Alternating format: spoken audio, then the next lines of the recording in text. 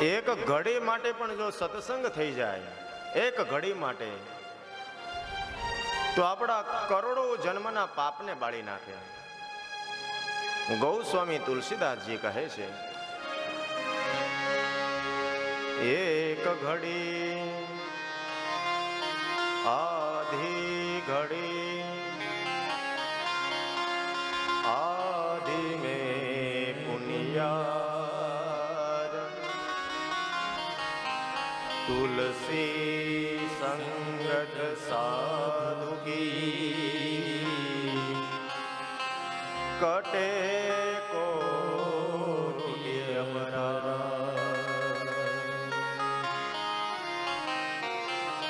એક ઘડી માટે પણ જો સત્સંગ થઈ જાય,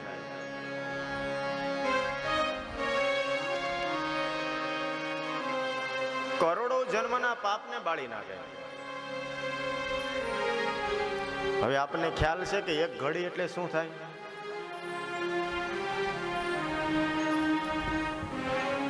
એક સમયનું નામ છે. જે જૂના લોકો અહીંયા બેઠા હોય ને કદાચ એમને ઘડીમાં ખબર પડતી હોય, એક ઘડી એટલે 24 મિનિટ થાય. કેટલી મિનિટ થાય? 24 મિનિટને આપણે ત્યાં એક ઘડી કહેવાય. જે ભગવાન આપણને 24 કલાક આપે છે, એ 24 કલાક માટે 24 મિનિટ આપણે ભગવાનને આપવાની છે. 24 કલાકમાંથી 24 મિનિટ આપવાની. આપી શકો કે નહીં? પણ ઘણાને કામ જ એટલા છે, મરવાનો ટાઈમ નથી. એ આવે ત્યારે કે છે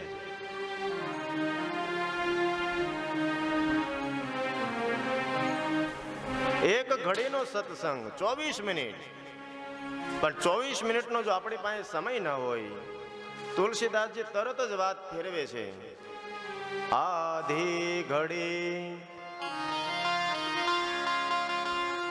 કદાચ તમારી પાસે 24 મિનિટનો સમય ન હોય તો આધી ઘડી એની અડધી કરી નાખો. હવે કેટલી મિનિટ રહે? 12 મિનિટ. 12 મિનિટ માટે પણ તમે સત્સંગ કરો. પણ ઘણા એટલા બધા હોશિયાર અને તરત જઈને ફરિયાદ કરી કે મહારાજ 12 મિનિટનો સમય એક હારે ન નીકળે, હજી કઈ કૃપા કરો. આધિ મેં પુનિયાદ, એની અડધી કરી નાખો. હવે કેટલી મિનિટ રહી? 6 મિનિટ. અને 6 મિનિટ માટે પણ તમે જો ભગવાનનું ભજન ન કરી શકો તો યાદ રાખો, તમારાથી મોટું દુર્ભાગ્ય જીવ આ જગતમાં કોઈ નથી. ભલે તમારી પાસે રૂપિયા હોય, સંપત્તિ હોય, માલ મિલકત હોય, યાદ રાખજો કે એ ફળ કર્મનું છે. તમે જેવું કર્મ કરો ને એવું ફળ તમને પ્રાપ્ત થાય. પણ સત્સંગ તે કર્મનું ફળ નથી, ભગવાનની કૃપાનું ફળ છે. આજે આ નીરોભાઈની ઉપર ભગવાનની કૃપા છે ને, એટલે ખાલી નીરોભાઈ નહીં પણ આમ આખો પરિવાર જુઓ તમે, કેવી કૃપા થઈ. પરીક્ષિત તો એક જ ગંગાના કિનારે બેઠો હતો કે જેને શ્રાપ લાગ્યો હતો, પણ સુખદેવજી મહારાજ ખાલી પરીક્ષિતને કથા થોડી સંભળાવે, ત્યાં હજારો ઋષિમુનિઓ બેઠા છે. નિમિત્ત ભગવાન કોકને બનાવે, પણ યાદ રાખો આ કથા ખાલી નીરોભાઈ માટે નથી, આપણા બધા માટે છે. નીરોભાઈને ભગવાને નિમિત્ત કર્યા. નિમિત્ત કરે એ પણ ભગવાનની બહુ મોટી કૃપા હોય ત્યારે આપને નિમિત્ત કરે, પણ એનો લાભ આપને બધાને મળે છે.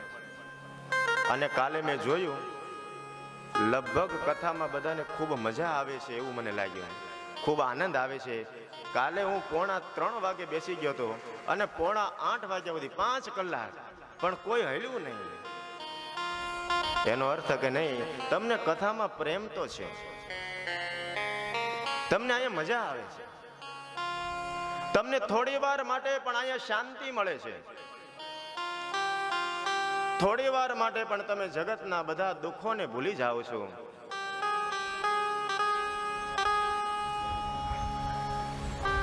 તો એક ઘડીનો સત્સંગ, કદાચ તમારી પાસે 24 મિનિટ ન નીકળે તો આધી ઘડી 12 મિનિટ અને કદાચ એટલો પણ જો સમય ન હોય તો આધી મેં પુનિયાદ એની પણ અડધી કરી નાખો 6 મિનિટ.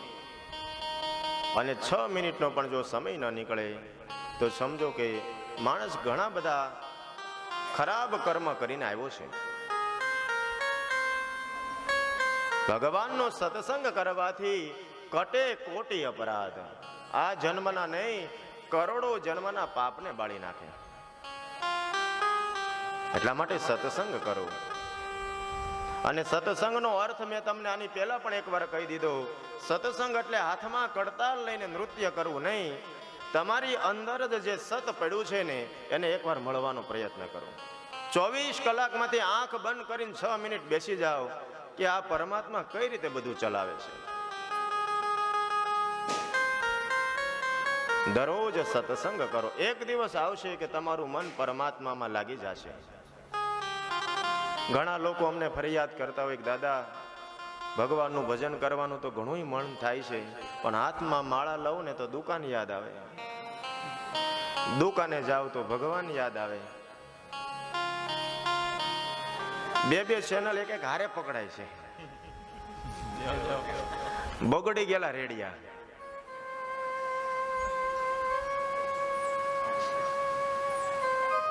એક હારે બે ચેનલ પકડાય. એનું કારણ શું? તો કે રસ્તો આપે છે, એનો માર્ગ આપે છે કે કદાચ તમારું મન જો ભગવાનના ભજનમાં નહીં લાગતું હોય ને તો સવારમાં વહેલા જાગી જાઓ. જેણે ભગવાનની ભક્તિ કરવી છે એવા લોકોએ સવારમાં વહેલા 4 વાગે જાગી જવાનું અને સ્નાન કરીને પછી તમે તમારા લાલાની પૂજા કરો, ઠાકોરજીની પૂજા કરો.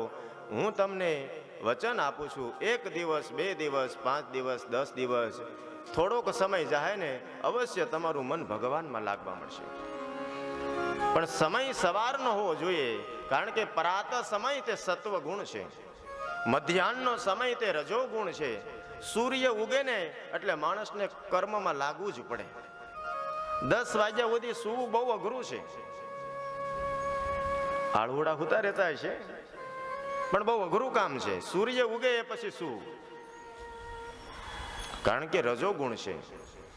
અને સાંજ થાય ને તમને નીંદર આવે, કારણ તો કે તમો ગુણ છે. તમો ગુણમાં માણસને આળસ આવે, નિંદ્રા આવે. આ ગુણના પ્રતીક છે.